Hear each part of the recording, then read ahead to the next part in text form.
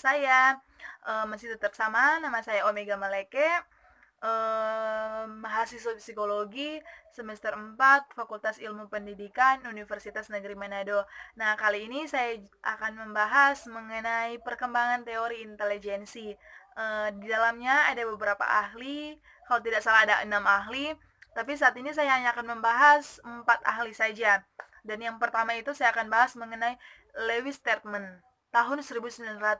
Nah, Lewis Terman ini yang saya waktu masih ingat waktu semester 2 ia dijuluki dengan temuannya yaitu Stanford Binet sama tes alpha dan beta. Dan saat ini menurut Terman, intelijensi itu merupakan suatu kemampuan tunggal yang disebut sebagai usia mental. Nah, usia mental ini adalah kemampuan yang seharusnya dapat dimiliki oleh setiap rata-rata anak pada usia tertentu. Jadi Terman ini mendefinisikan atau mengartikan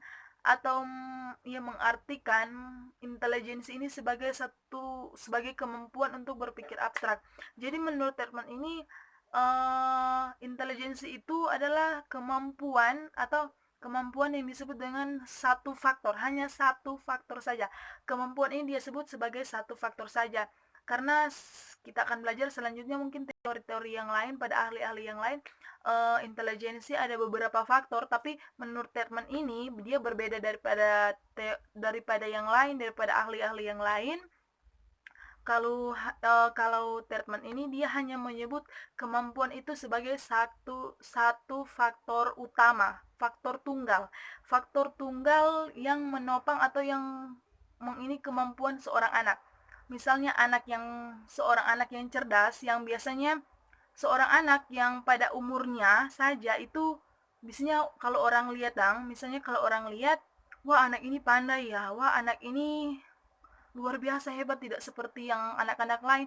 Anak ini sudah melebihi batas kepandaiannya, kemampuannya sudah melebihi batas dari anak-anak pada umumnya, pada setaranya yang setara dengannya itu. Nah, anak ini memiliki kemampuan atau memiliki faktor tunggal yang disebut oleh Terman. Jadi anak ini memiliki kemampuan yang luar biasa yang disebut dengan faktor tunggal. Nah, inilah yang kira-kira inilah singkat menurut saya ya penjelasan yang singkat dari Lewis Terman mengenai intelijensi. Nah, dan yang kedua itu saya akan membahas dari ahli Charles Spearman pada tahun 1927. Menurut Charles, ini saya menurut saya ini ya teori ini bertolak belakang sama Terman yang sebelumnya saya jelaskan tadi, bahwa Charles ini menurutnya ini intelijensi bukanlah kemampuan tunggal. Nah, kan kalau menurut Terman tadi yang saya bahas tadi menurutnya itu kalau intelijensi itu adalah satu kemampuan, hanyalah kemampuan yang tunggal atau hanya satu faktor tunggal. Tetapi Charles ini bertolak belakang dengan si Terman ini. Kalau dari Charles ini intelijensi itu bukan kemampuan tunggal atau bukan hanya satu faktor saja, melainkan terbagi atau terdiri dari dua faktor. Jadi kalau Terman hanya satu faktor saja, tapi menurut Charles itu dua faktor saja. Nah, ini yang saya sebutkan dari tadi, bahwa manusia memiliki penafsiran pemahaman yang berbeda, atau setiap manusia memiliki perbedaan yang berbeda. Contoh kecil saja, jika jari kita ini saja berbeda, semua orang berbeda, tidak ada yang sama kan? Sidik jari pun kita berbeda. Nah, begitu juga dengan pemahaman kita. Nah, saya akan lanjut. Ini menurut Charles ini ada dua faktor yang intelijensi terdiri dari dua faktor. Nah, yaitu terdiri dari dua faktor, yaitu faktor umum sama faktor khusus. Sehingga Charles ini sehingga teori Charles ini dikenal sebagai Dwi-faktor sama bifaktor. Dwi-faktor sama bi. Jadi Dwi sama bi. Uh, dan juga menurut Charles kecerdasan dapat dibagi menjadi dua, kecerdasan umum sama kecerdasan khusus. Begitu juga dengan faktornya, ada faktor umum sama ada faktor khusus. Nah, kalau faktor umum ini biasanya bawaan dari lahir. Iya, bawaan dari lahir. Kalau faktor umum bawaan dari lahir. Kalau faktor khusus mungkin faktor khusus mungkin yang hanya mendasari tingkah laku tertentu. Kalau faktor umum hanya mendasari tingkah laku, semua tingkah laku. Jadi kalau faktor maaf, jadi kalau faktor umum itu semua yang mendasari tingkah laku, jadi semua. Tetapi kalau khusus itu hanya beberapa tingkah laku saja, atau hanya ke beberapa tingkah laku tertentu saja ya. Jadi kalau misalnya faktor itu faktor umum juga bisa dibilang bergantung pada keturunan. Sedangkan faktor khusus itu hanya bergantung kepada pengalaman. Saya kasih contoh ke faktor pengalamannya saja ya. Kalau faktor umum ya banyak ya, sudah banyak yang tahu mungkin karena dia faktor keturunan atau hereditas. Nah, sedangkan faktor khusus ini hanya bergantung pada pengalaman. Nah, pengalaman. Nah, jika seorang anak kan, saya berikan contoh, ini menurut contoh saya sih, belum tahu kalau benar atau salah. Faktor khusus ini bergantung pada pengalaman. Nah, jika anak ini mempunyai kemampuan atau mempunyai IQ yang tinggi, otomatis jika saat ini, misalnya jika pada hari ini dan saat ini, pada waktu yang sekarang ini, dia melakukan satu hal dan hal itu salah. Nah, otomatis pada saat berikutnya, pada minggu depan, tahun depan, atau pada selanjutnya, ia akan belajar dari pengalaman sekarang ini bahwa dia harus berubah. Nah, ini kemampuannya ini IQ-nya ini berjalan atau sementara berjalan ya. Jadi ini yang terbukti. Nah, dia belajar dari pengalaman. Nah, ini faktor khususnya, ini faktor khusus dia belajar dari pengalaman, bergantung pada pengalaman. Jika menurutnya pengalaman ini saat ini jelek, pada tahun selanjutnya atau selanjutnya dia akan berubah. Jadi, ya mungkin kira-kira seperti itu contoh saya. Jadi menurut saya Terman sama Charles ini bertolak belakang. Kalau Terman hanya satu faktor tunggal saja, dan kalau Charles itu menjadi dua faktor tunggal. Akan membahas mengenai ahli, saya akan memilih ahli Louis Thurston pada tahun 1938 atau 1938. Menurut Louis ini, kalau kalau yang dari yang saya baca, pandangan intelijen menurut Louis ini, pandangan intelijen ini dia hampir sama dengan yang sebelumnya, yaitu hampir sama dengan Charles, bahwa Louis ini dia mengatakan atau dia menyebutkan bahwa intelijensi itu bersifat multifaktor. Nah, multi ini kan lebih dari satu. Kata multi ini kan lebih dari satu. Jadi dia menyebutnya lebih multifaktor. Jadi Louis ini hampir sama dengan Charles. Jadi mereka berdua ini bertolak belakang sama yang pertama, yaitu bertolak belakang sama Terman.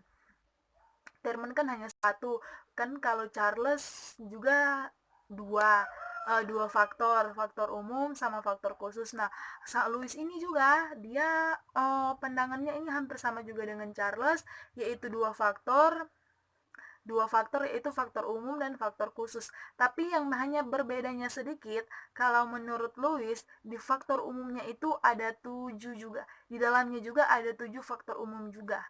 Lebih ke dalamnya. Kalau Charles kan hanya menyebutkan faktor umum sama faktor khusus. Nah, kalau Louis menyebutkan atau memandang bahwa intelijensi sebagai multifaktor, yaitu sama juga faktor umum sama faktor khusus. Tapi yang bedanya ini, kalau Louis, faktor umumnya ini di dalamnya faktor umum ini masih ada 7 faktor umum. Di dalamnya faktor umum ini masih ada 7 faktor umum. Nah, kalau faktor khusus itu seperti faktor-faktor yang mendasari perilaku yang bersifat khusus seperti biasanya sih.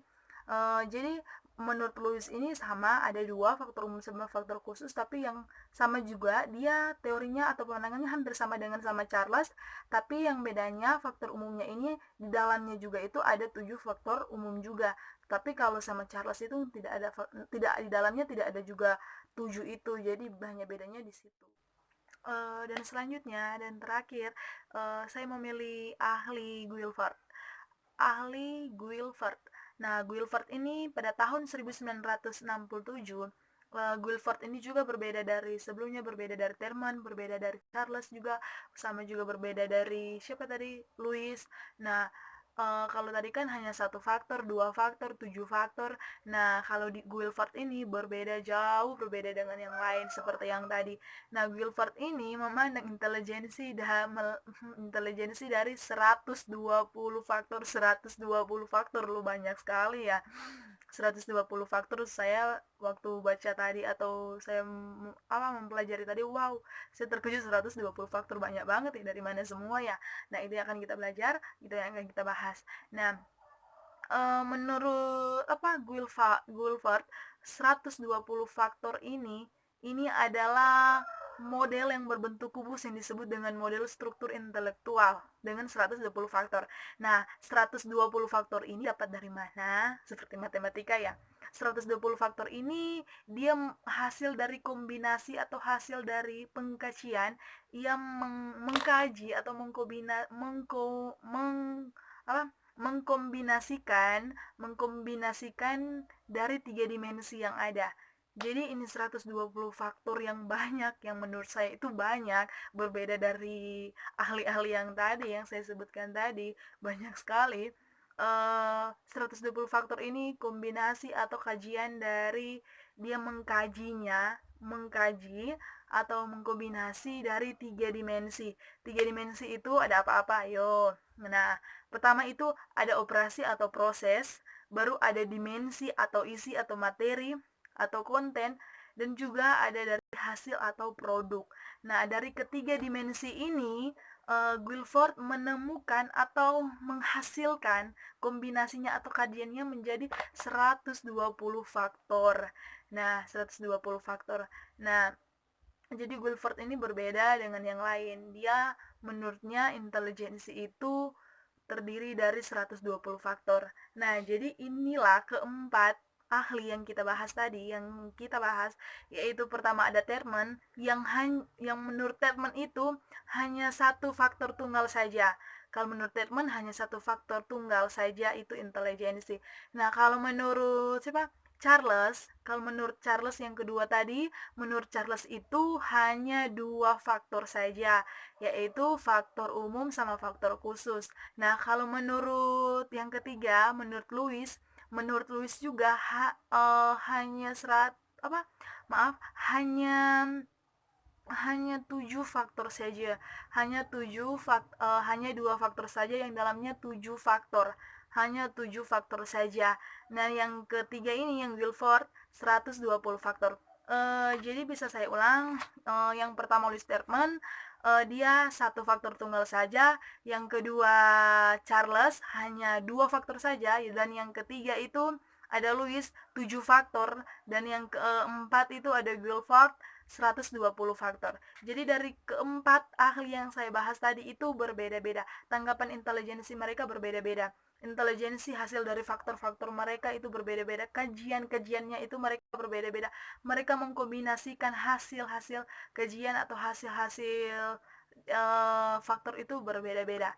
Nah, inilah penjelasan saya yang menurut saya masih kurang jelas, tapi saya percaya kita masih sama-sama belajar. Jadilah semoga apa yang saya bahas tadi bisa bermanfaat bagi kalian semua. Inilah video saya, sekian, terima kasih.